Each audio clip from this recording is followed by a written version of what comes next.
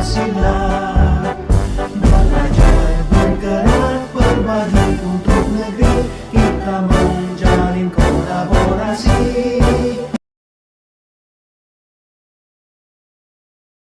Assalamualaikum warahmatullahi wabarakatuh. Waalaikumsalam warahmatullahi wabarakatuh. Hari ini saya akan melakukan wawancara bersama dengan Guru Kepala Sekolah dari SDN Tengger. Beliaunya adalah Bu Rumini. Kali ini kami akan melakukan wawancara pengambilan keputusan berbasis nilai-nilai kebijakan, nilai-nilai kebajikan sebagai pemimpin.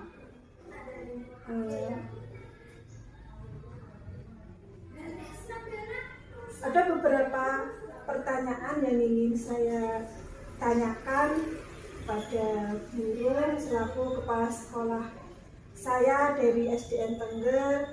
Yang pertama adalah, selama ini pastinya di sekolah kita ini terjadi kasus-kasus yang dimana belum bisa menyelesaikannya.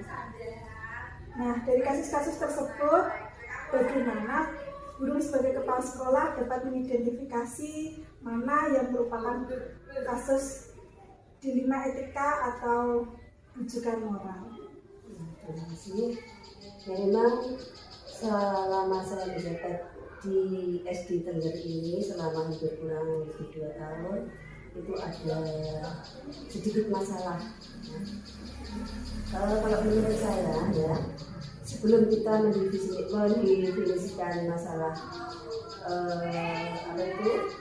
mengidentifikasi kasus-kasus dilema etika atau rujukan moral, ya, sebenarnya seseorang itu harus memilih antara 2 pilihan, ya, yaitu secara moral, ya, dilema etika secara moral itu yang dinamakan dilema etika yang benar. Sedangkan yang rujukan moral itu benar melawan salah, ya.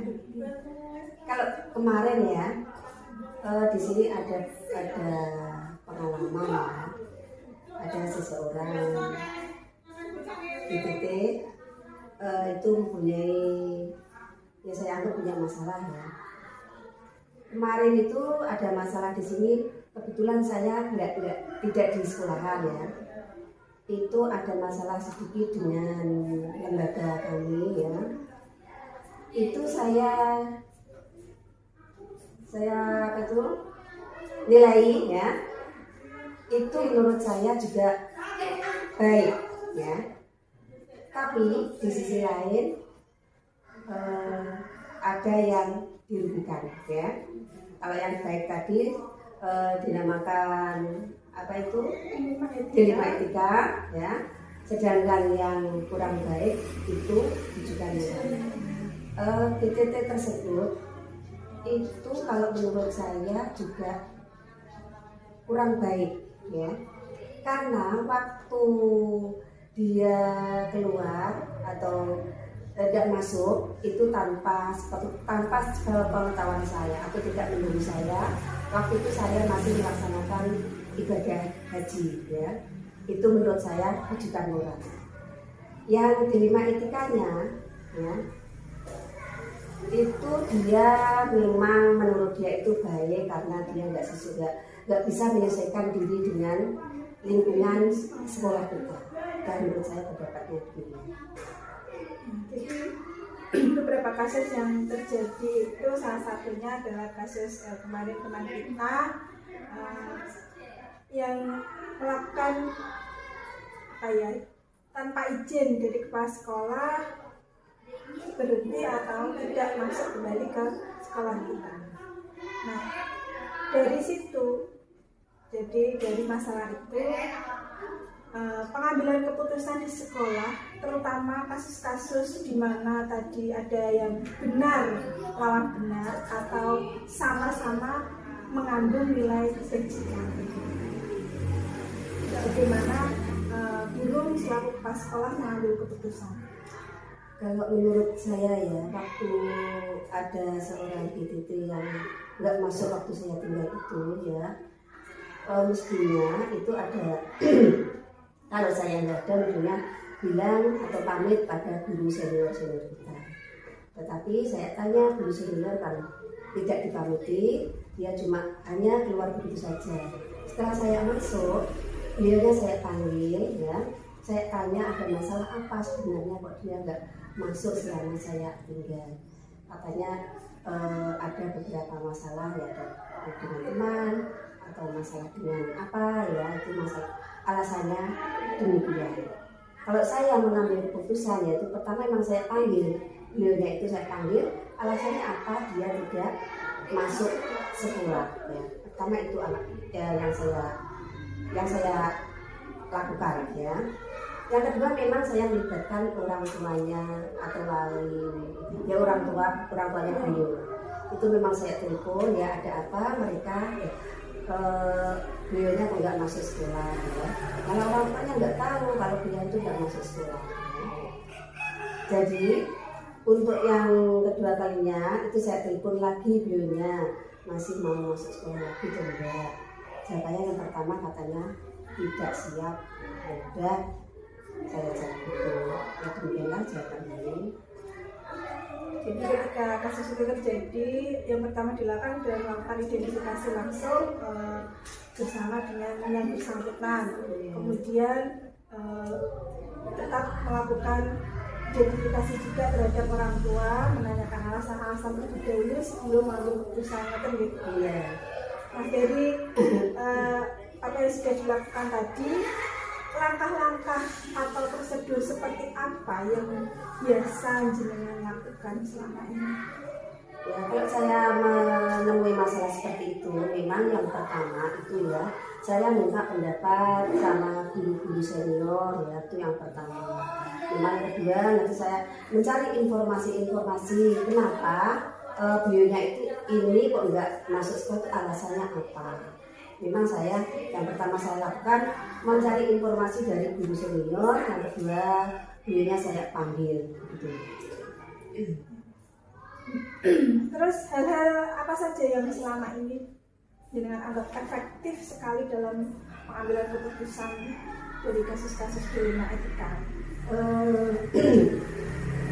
Hal-hal yang saya anggap efektif itu adalah ya, itu dengan adanya kejadian itu ya, kejadian apa itu PDT yang nggak mau masuk itu ya, itu yang pertama adalah itu memanggil beliaunya tadi, saya ajak ngomong secara pribadi dulu ya, saya ajak ngomong alasan langsung ke iya, langsung saya pertama kan tadi saya udah bilang pertama minta apa itu dari teman-teman senior ya, informasi dari teman senior. Yang kedua saya langsung memanggil beliau tersebut, saya panggil langsung, saya bicara empat mata alasannya apa mereka tidak mau masuk sekolah. Dari hal-hal yang efektif tadi pastinya ada tantangannya bagi guru dalam pengambilan keputusan kasus-kasus dilema etika itu, karena tentunya pasti ada rasa kasihan, ada rasa gejolak tidak suka dari teman-teman yang lain mungkin. Ya memang pada waktu itu ya dari teman-teman kan ada yang pro kontra memang ya. Waktu itu ya memang dari teman-teman itu ada yang bilang kalau masuk lagi Bu nggak usah diterima, ada yang bilang demikian. Tapi saya pikir-pikir, saya lihat dari apa itu, saya nilai dari kebaikannya di sini sudah lama ya, saya pikir-pikir ya. Terus kebetulan waktu itu memang ya saya itu sudah bersama kemarin mau cari pengganti guru tersebut.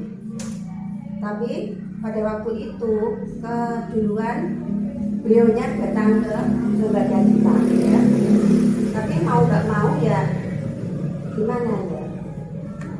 Ya beliaunya ya saya belum saya terima 100%, tapi saya kasih apa itu beberapa pertanyaan ya, saya kasih kesempatan apabila saya terima lagi apakah bisa dia memperbaiki dia konsekuensinya di sini bisa memperbaiki lagi atau tidak.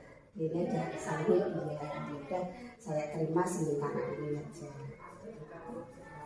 Jadi apa yang sudah disampaikan tantangan dalam pengambilan keputusan tadi, apakah ketika pengambilan keputusan itu guru menjadwalkan atau membuat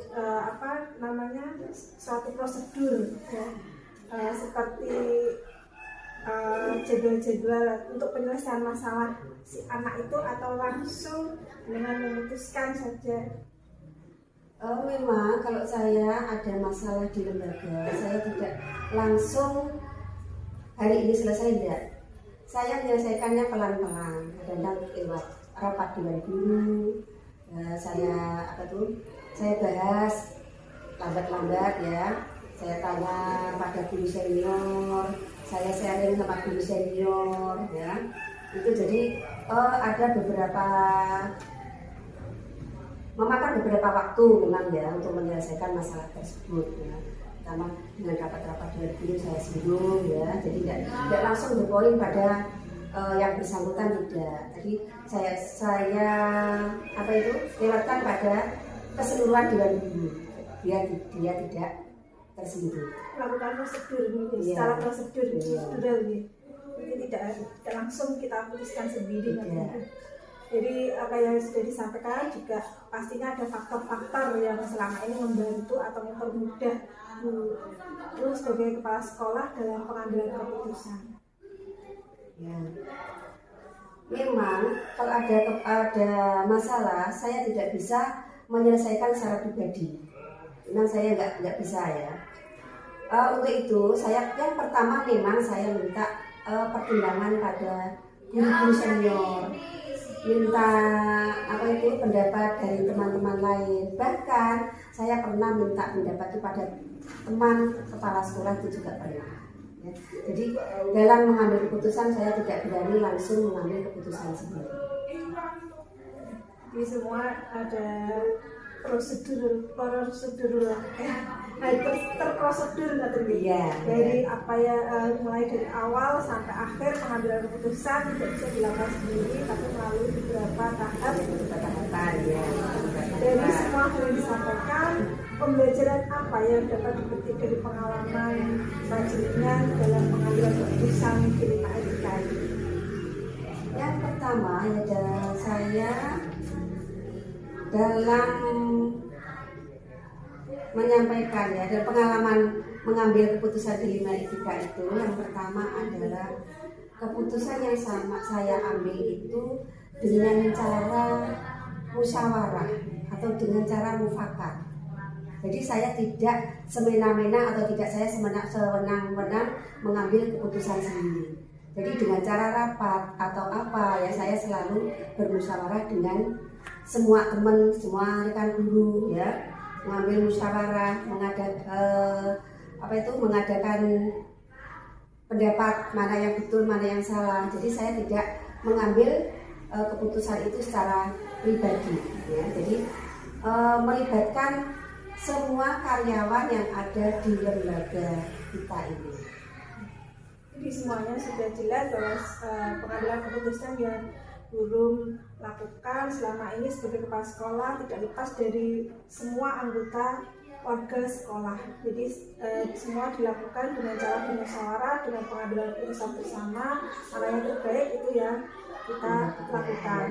Ya, terima kasih guru sudah menjawab semua pertanyaan yang saya sampaikan. Terima kasih atas waktunya. Ini pengalaman baru bagi saya bahwa kebijakan-kebijakan kepala sekolah itu tentunya sangat penting, tidak hanya untuk guru tetapi juga untuk anak-anak siswa-siswi kita. Ya, demikian. Belajar bergerak berbagi untuk negeri demi bakti pada Ibu Pertiwi.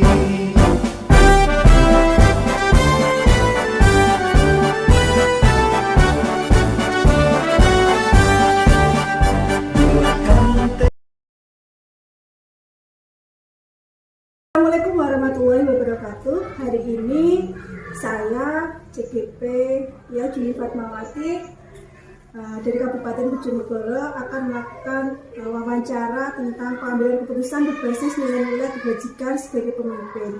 Hari ini saya ditemani sama Ibu Handayani selaku Kepala Sekolah dari SDN Ngasem 3. Assalamualaikum warahmatullahi wabarakatuh, Ibu. Waalaikumsalam warahmatullahi wabarakatuh.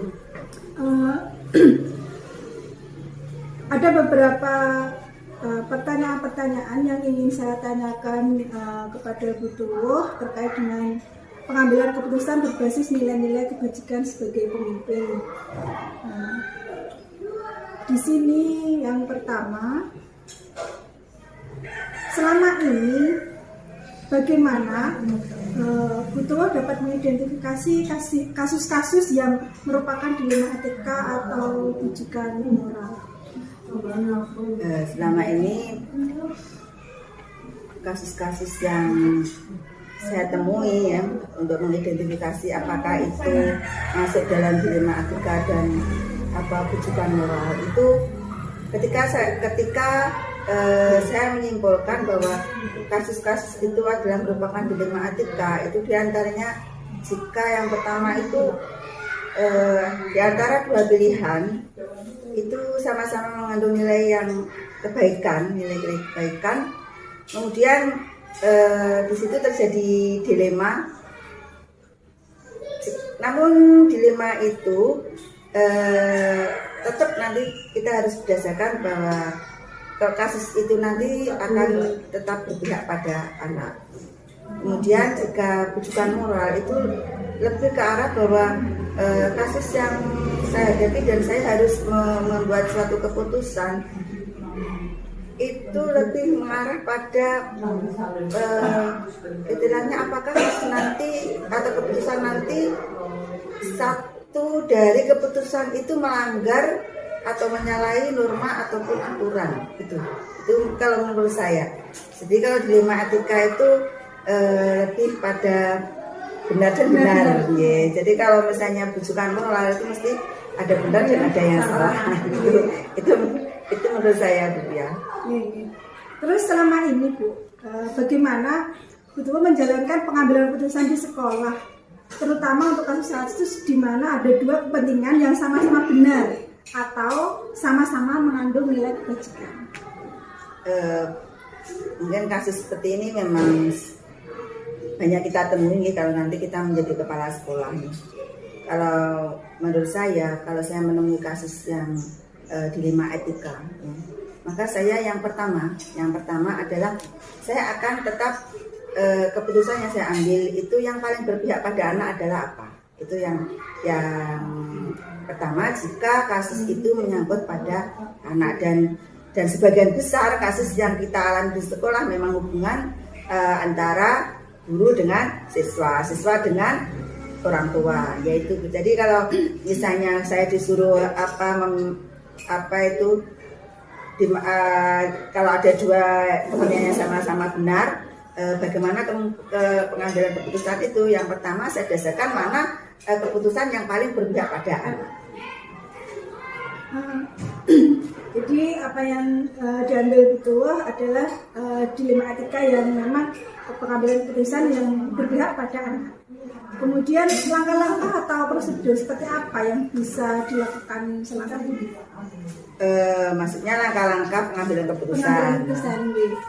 Langkah-langkah pengambilan keputusan itu jika misalnya ada satu kasus atau permasalahan yang harus kami selesaikan karena kita ada satu tim dan sistem di sekolah, maka yang pertama saya akan mengadakan musyawarah rapat dengan dewan guru. Jika itu menyangkut kasus seorang murid, maka pertama saya akan menginterview, misalnya melakukan pendekatan dengan guru kelas.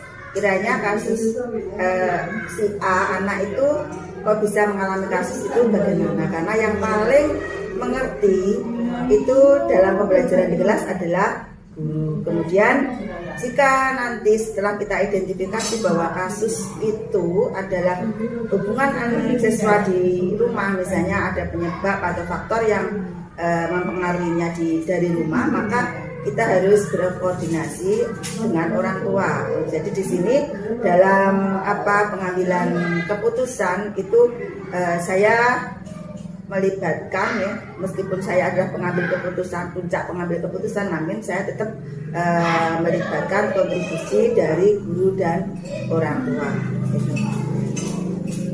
Terus hal apa saja Bu yang selama ini sudah dianggap efektif dalam pengambilan keputusan dari kasus-kasus dilema etika itu?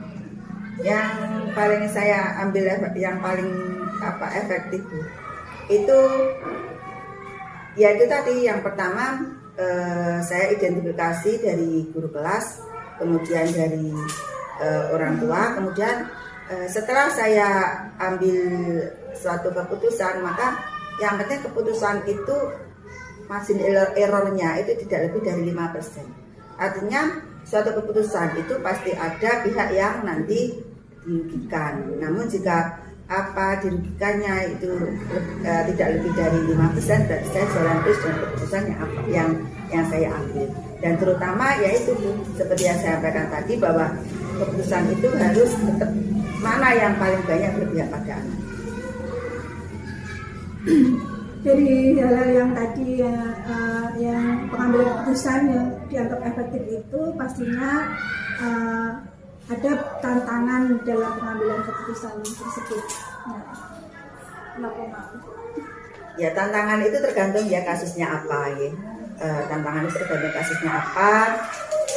Dan selama ini mungkin dari beberapa kasus yang pernah saya alami ya, tantangan itu bisa berasal dari orang tua, dari pihak orang tua atau istilahnya lingkungan keluarga lah itu.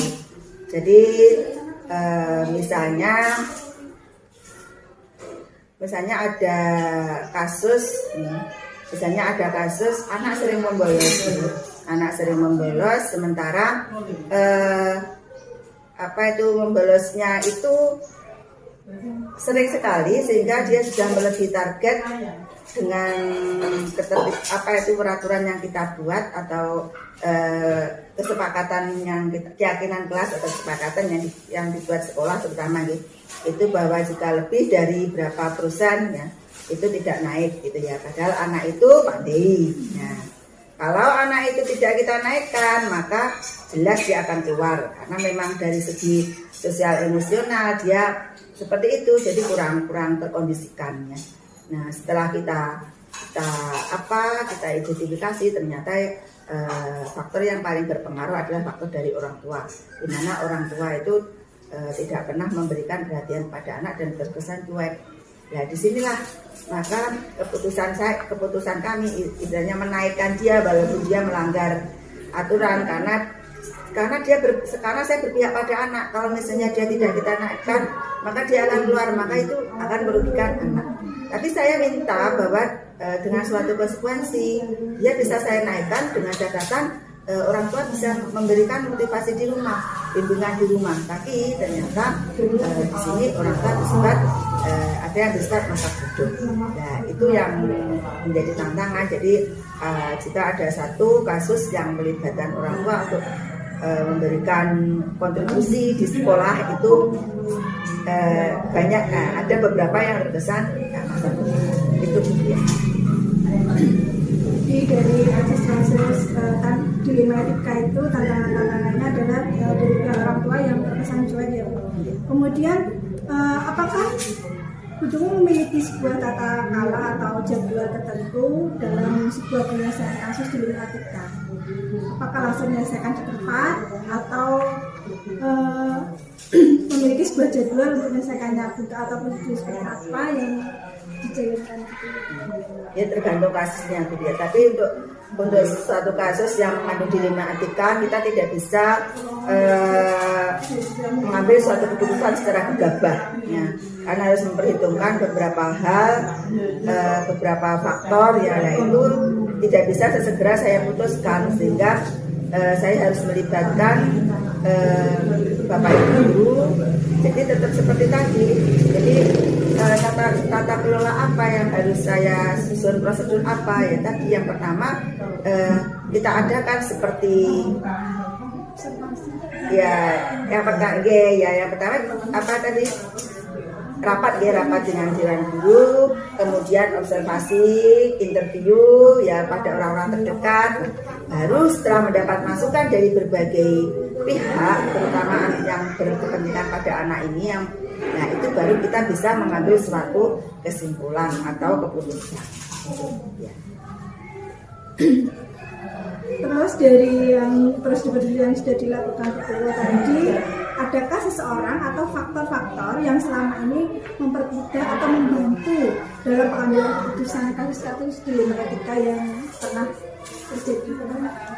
Kalau yang jelas itu saya seorang pemimpin yang tidak bisa berdiri sendiri. Saya seorang pemimpin yang tidak bisa mengambil keputusan sendiri, walaupun kebijakan-kebijakan sekolah itu istilahnya yang paling berperan adalah saya. Namun saya harus melibatkan yang jelas ya tim saya, Bapak Ibu guru itu yang nomor satu yang bisa membantu saya dalam memberikan suatu keputusan, dan saran-saran, ide-ide, inspirasi dari guru-guru itulah yang paling membantu untuk pengambilan suatu keputusan. Dari semua hal-hal yang sudah disampaikan tadi, pembelajaran apa yang dapat dipetik dari pengalaman pengambilan keputusan dilema etika ini?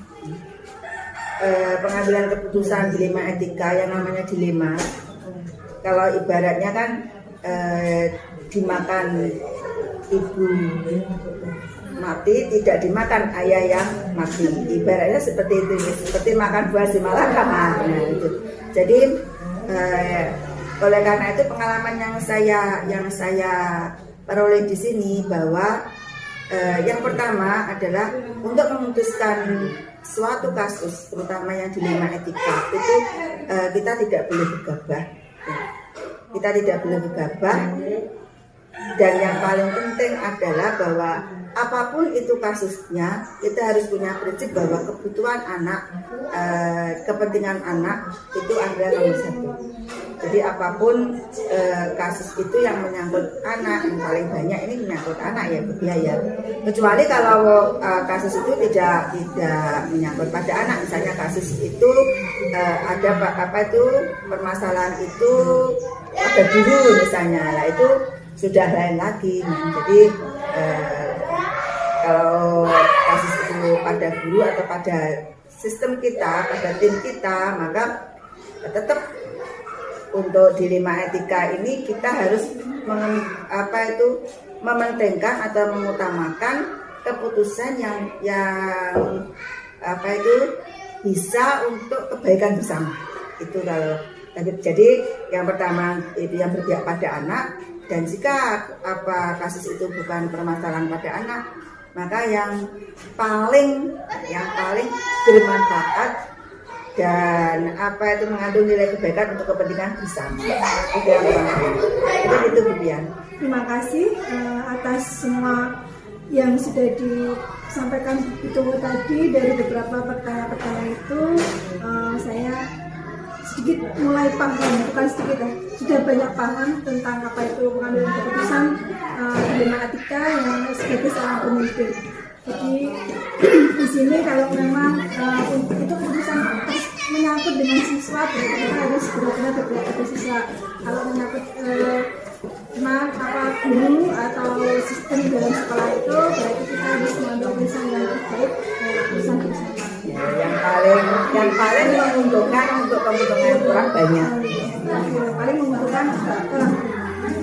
Terima kasih Bu atas waktunya. Dalam arti gini loh Bu ya, kepentingan orang banyak itu maksudnya dalam tanda kutip keputusan itu tetap tidak melanggar norma dan aturan. Jadi itu kepentingan bersama, kepentingan orang banyak. Jadi kan yang penting dalam tanda kutip tidak melanggar norma atau aturan itu yang harus kita pegang. Tadi saya kurang. Jadi yang pertama berpihak pada anak, yang kedua itu tidak melanggar norma atau aturan dan untuk kepentingan orang.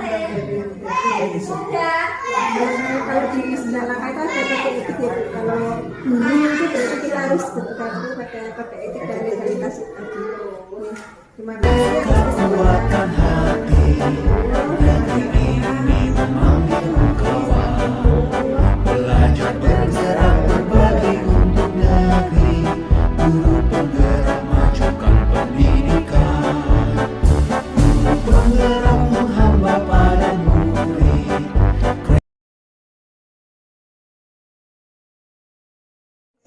Assalamualaikum warahmatullahi wabarakatuh. Kali ini saya akan melakukan wawancara tentang pengambilan keputusan berbasis nilai-nilai kebajikan sebagai seorang pemimpin. Nah, kali ini saya akan mewawancara Bapak Mahfud Komjaka. Beliau adalah kepala sekolah dari SD Setren 4 Kecamatan Ngasem, Kabupaten Bojonegoro. Langsung mawon nggih Pak Kom, dari ada beberapa pertanyaan yang ingin saya tanyakan kepada Pak Kom sebagai kepala sekolah. Selama ini Pak, bagaimana Pak Kom dapat mengidentifikasi kasus-kasus yang merupakan dilema etika atau bujukan moral? Terima kasih Bu Dian. Saya akan mencoba untuk menjawab apa yang Bu Dia tanyakan.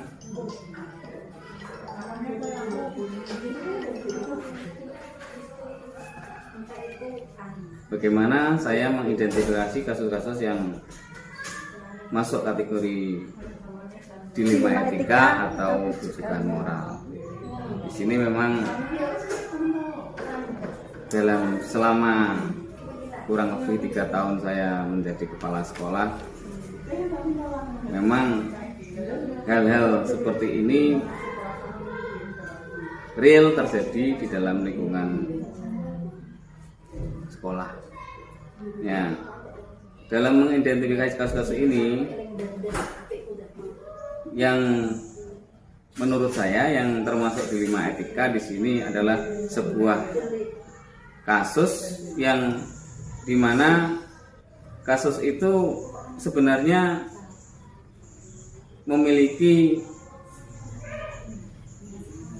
sama-sama memiliki kebaikan.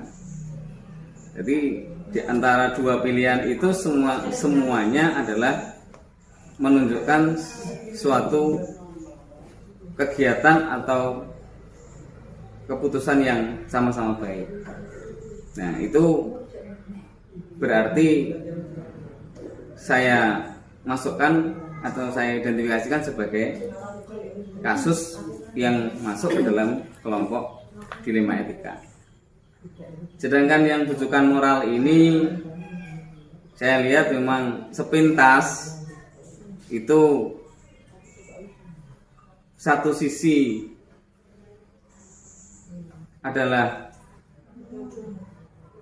menjalankan aturan atau mematuhi aturan, tapi sisi yang lain seolah-olah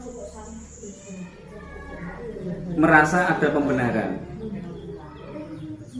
Jadi sebenarnya apa yang dilakukan atau masalah apa itu kegiatan yang dilakukan itu sebenarnya melawan aturan, melawan peraturan yang ditetapkan dalam kegiatan pembelajaran atau kegiatan secara keseluruhan di sekolah itu.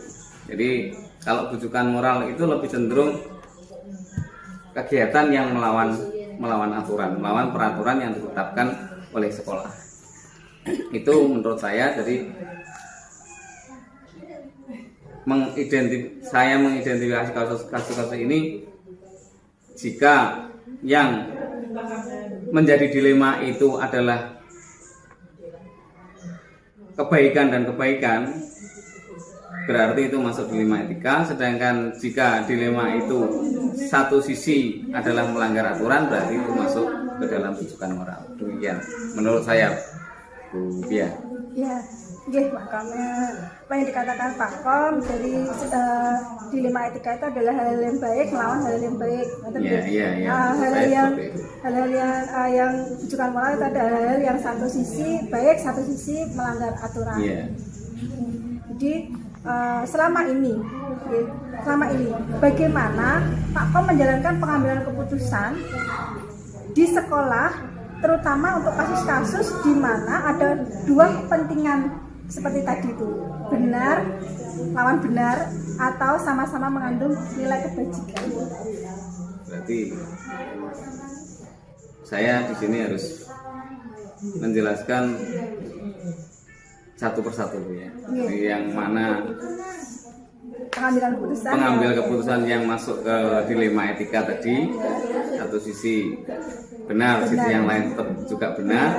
Sedangkan yang satu adalah satu sisi benar tapi sisi yang lain adalah salah atau melanggar aturan. Untuk yang dilema etika ini memang kita harus benar-benar hati-hati karena memang ini semuanya benar tapi harus kita lihat mana yang lebih penting, mana yang lebih urgent pada saat itu, dimana kita dalam bekerja otomatis kita fokus kita adalah pada anak. Jadi jangan sampai pilihan kita itu akhirnya banyak merugikan anak. Jadi cara saya mengambil keputusan adalah sedapat mungkin untuk yang dilema etika ini, ya misalnya saya mendapat diminta izin oleh seorang guru karena tetangganya sedang terkena musibah. Ini kemungkinan seperti itu. Barangkali mungkin contoh, kalau kurang tepat ya nanti bisa diklarifikasi lebih lanjut. Nah, maka tidak serta-merta saya langsung mengizinkan. Karena guru saya ini jelas sudah berniat baik, bermaksud baik untuk menyampaikan izin ke saya dengan tetap melakukan presensi kehadiran seperti biasa. Cuma tentunya saya tidak langsung serta-merta mengizinkan. Misalnya ya saya tanya dulu tetangga yang terkena musibah itu nanti dimakamkan jam berapa. Nah, itu saya sedapat mungkin tetap menganjurkan, menghimbau agar guru saya itu harus memberikan pembelajaran dulu pada anak. Paling tidak setelah diberi pembelajaran, kemudian diberi tugas, jika itu tempat dinas guru dan jarak domisili guru, tempat tinggal guru dan sekolah tidak terlalu jauh, ya bagaimanapun juga ketika prosesi pemakaman sudah selesai, saya minta untuk kembali ke sekolah. Itu untuk yang dilema etika. Jadi sedapat mungkin jangan sampai kepentingan yang menjadi hak-hak anak itu terabaikan atau terkalahkan oleh kepentingan yang sebenarnya juga itu adalah sesuatu yang penting,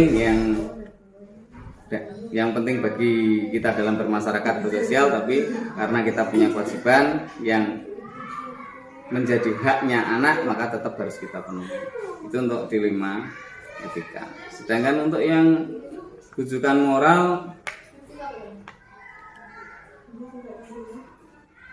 di sini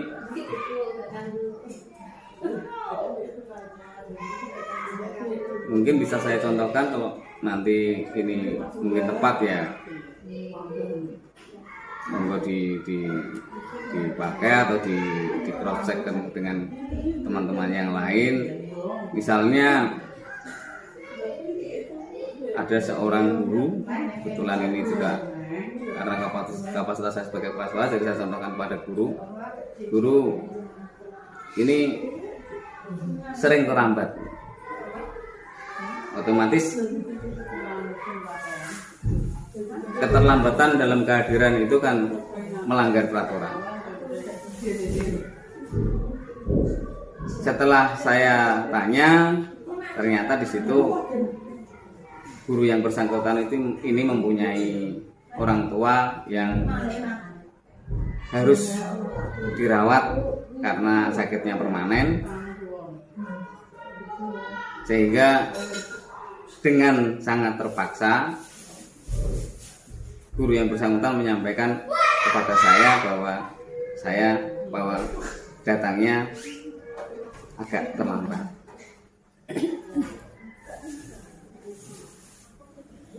Namun demikian, saya mencoba untuk memberikan solusi atas selalu keterlambatan yang selalu dilakukan, dengan cara saya minta untuk proses merawat atau merawat orang tuanya tadi diusahakan lebih awal. Nah, ini menurut saya satu sisi guru yang bersangkutan melanggar peraturan karena datangnya selalu terlambat. Satu sisi mempunyai tugas di rumah, yaitu harus merawat ibunya karena yang bersangkutan adalah hanya satu-satunya anak di situ. Jadi ini menurut saya juga merupakan bujukan moral, atau alternatif yang lain saya minta untuk membayar tetangganya untuk merawat ibunya itu, karena ini bukan, jika saya biarkan maka ini akan menjadi seolah-olah pembenaran tadi. Keterlambatan yang dilakukan itu seolah-olah menjadi pembenaran sesuatu yang tidak benar tapi dianggap benar karena merasa saya berbakti kepada orang tua. Tapi di sini satu sisi tetap melanggar peraturan karena yang bersangkutan sudah siap menjadi guru, sehingga bagaimanapun juga harus menjalankan atau menegakkan aturan yang dijalankan. Saya kira itu dalam saya mengambil keputusan terhadap dua kasus yang Bu Pia tanyakan. Jadi apa yang disampaikan Pak Kom ketika pengambilan keputusan di dalam kasus kepentingan yang sama-sama benar, jadi benar lawan benar seperti yang dicontohkan tadi, bagaimanapun juga kita harus berpihak kepada siswa. Iya. Kemudian anak. Iya, jangan sampai merugikan anak. Kemudian ketika mengambil keputusan yang berpihak pada nilai-nilai kebajikan atau kebajikan moral tadi adalah salah satu yang sudah dicontohkan Pak Kom tadi adalah melanggar aturan itu memang salah, tapi merawat orang itu adalah benar. Jadi sebagai kepala sekolah memberikan solusi-solusi bagaimana baiknya agar guru tersebut tidak terlambat lagi dan tetap bisa merawat orang tua. Nah, dari situ langkah-langkah atau prosedur seperti apa yang bisa dilakukan Pak Kom sebagai kepala sekolah dalam pengambilan keputusan yang dari kasus-kasus seperti itu? Langkah-langkah yang pernah saya lakukan, yang pertama tentu identifikasi tadi. Kita identifikasi, kemudian saya coba untuk bertanya secara pribadi, artinya saya panggil untuk saya mintai penjelasan terhadap apa yang dilakukan itu. Setelah banyak hal yang informasi yang saya terima, baik dari yang bersangkutan dan juga dari teman-teman guru yang lain, kemudian langkah berikutnya adalah saya adakan musyawarah, saya adakan rapat untuk saya sampaikan kepada teman-teman guru yang lain. Satu sisi bukan berarti saya ingin melegalkan atau ingin mengizinkan atas keterlambatan yang terus-menerus tadi, cuma di situ teman-teman guru yang lain juga saya mintai, selain supaya tahu kondisi yang bersangkutan, yang kedua adalah memberikan solusi, membantu memberikan solusi supaya aturan tetap dijalankan, anak tidak dirugikan, tetapi kewajiban terhadap orang tua juga bisa dilaksanakan. Itu Dari langkah-langkah tersebut Pak, ya hal apa yang jenengan anggap paling efektif dalam pengambilan keputusan pada dilema etika ini? yang paling efektif adalah karena sekolah ini adalah sebuah sistem, dan di dalam sistem itu ada didukung oleh komponen-komponen yang satu dengan yang lain saling berhubungan. Maka yang sangat efektif adalah ya tadi adanya kesamaan persepsi di dalam menyelesaikan sebuah masalah dari seluruh warga sekolah. Itu yang paling efektif menurut saya. Jadi semacam kayak tadi yang jenengan katakan, bermusyawarah terlebih dahulu, identifikasi masalah, kemudian baru pengambilan keputusan bersama. Dari hal yang terjadi itu, tantangan pasti ada ya Pak. Tantangan dalam pengambilan keputusan dari kasus-kasus dilema itu apa? Tantangannya waktu ini, karena ya saya anggap real yang saya alami, jadi tantangannya ya di awal-awal waktu itu, satu, mendapatkan kecemburuan dari teman yang lain. Bagaimanapun juga teman sekerja kalau sering terlambat, otomatis teman yang lain juga merasa cemburu. Terjadinya cemburu sosial dari teman yang lain. Yang kedua, ini sebelum keputusan saya ambil, belum langkah-langkah tadi saya ambil, yang kedua adalah yang bersangkutan merasa itu adalah hal yang wajar. Nah, karena mengapa saya katakan wajar? Karena waktu itu teman-temannya tidak berani menyampaikan secara langsung, dan tidak ada di awal-awal tidak ada teguran yang saya lakukan secara langsung. Jadi itu tantangannya. Saya kira itu tantangan yang saya hadapi waktu itu untuk yang kasus rujukan moral ini. Jadi tantangan itu termasuk dari teman-teman sejawatnya guru tersebut ya Pak. Yeah. Kemudian dianggapnya wajar terlambat itu karena yang satu tadi si guru itu melakukan hal tersebut karena berbakti kepada orang tua. Menganggap berbakti orang tua kan juga lebih mulia seperti itu. Sama pentingnya gitu. Nah, dari apa yang dari tantangan tadi itu Pak, pasti ada kan sebuah pengambilan keputusan atau penyelesaian masalah dilema etika ini yang Pak Kom lakukan terhadap guru tersebut atau terhadap dilema etika kepada anak. Adakah jadwal tertentu atau langsung diselesaikan seketika itu, atau ada prosedur-prosedur yang dijalankan? Ya, tentunya memperbaiki atau menyelesaikan sebuah kasus tidak bisa langsung serta-merta, bisa spontan, bisa diperbaiki. Ya, tentunya butuh waktu dan proses. Jadi langkah-langkah penyelesaiannya. Jadi penyelesaiannya butuh waktu dan proses. Nah, sedangkan bentuknya ya seperti saya katakan tadi, mulai dari pendekatan ke yang bersangkutan, menanyakan secara langsung, secara individu dulu secara pribadi. Kemudian kita sampaikan lewat rapat rapat dewan guru, termasuk karena ini adalah saya anggap sebagai permasalahan bersama, artinya guru yang lain juga harus ikut berpikir untuk menemukan solusi. karena memang mereka teman-teman yang lain harus paham, maka teman-teman yang lain saya ajak bicara melalui rapat dewan guru itu. Jadi yang saya jalankan seperti itu.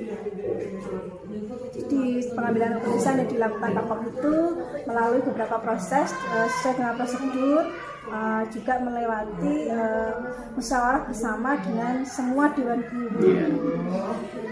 Untuk itu faktor-faktor apa yang sudah selama ini sudah membantu atau mempermudah pengambilan keputusan pada kasus tersebut? Ya, alhamdulillah dalam proses penyelesaian kasus ini, untuk yang tadi saya contohkan di 5 etika misalnya tadi, ya setelah saya beri pemahaman akan tetap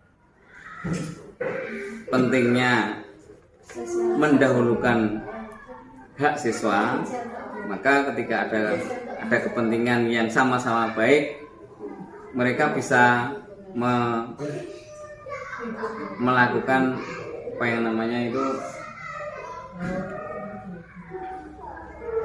yang mendahulukan yang lebih penting, tapi tidak meninggalkan tugas yang bersangkutan. Untuk yang di 5 etika itu. Untuk yang rujukan moral, ya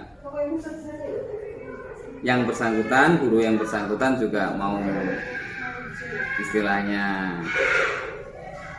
mengikuti apa yang menjadi masukan teman-teman dan juga keputusan saya, termasuk salah satunya diantaranya saya memberikan jadwal piket datang lebih pagi kayak awal-awal waktu, sehingga bagaimanapun juga ketika jadwalnya piket termasuk juga jadwal pembina upacara, itu bagaimanapun juga harus diusahakan bisa datang pagi, dan itu alhamdulillah bisa berjalan.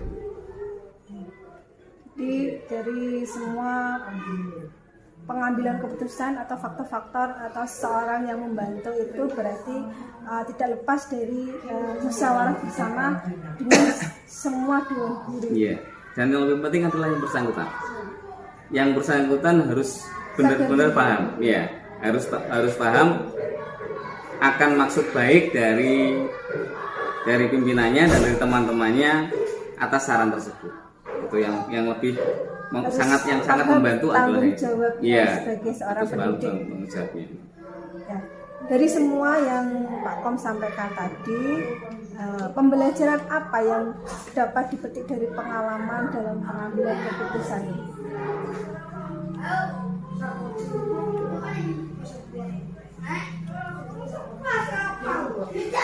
Hal-hal yang bisa dipetik dari pengalaman pengambilan keputusan ini adalah: satu, keputusan itu diambil tetap harus melalui proses. Itu yang pertama. Tidak serta-merta. Jadi keputusan itu harus diambil, keputusan yang diambil itu harus dilalui dengan proses dulu. Ya. Proses yang dijalankan itu juga harus benar-benar hati-hati dan tidak boleh sampai menyinggung harga diri dari guru yang bersangkutan.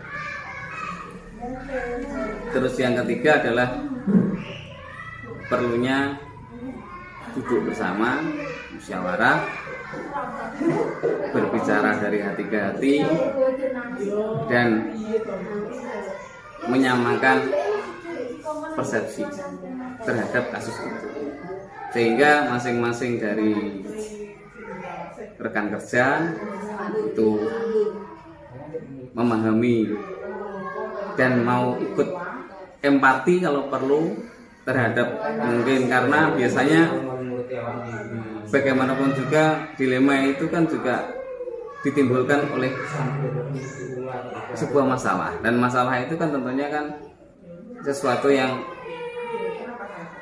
bersifat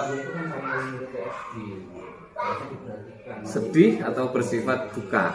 Makanya perlunya menyamakan persepsi dari teman-teman itu, sehingga akhirnya masing-masing dari teman-teman kerja mau